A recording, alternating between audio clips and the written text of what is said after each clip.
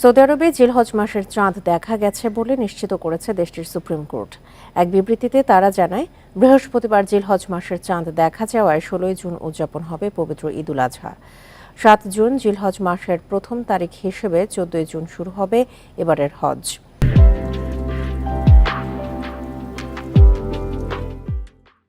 ১৫ June লাব্বাইক আল্লাহুম্মা লাব্বাইক ধ্বনিতে মুখরিত হবে আরাফাত ময়দান।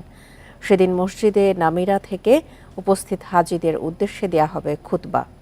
এবছরও বাংলাসহ ২০টির বেশি ভাষায় খুতবার অনুবাদ সরাসরি সম্প্রচার করা হবে।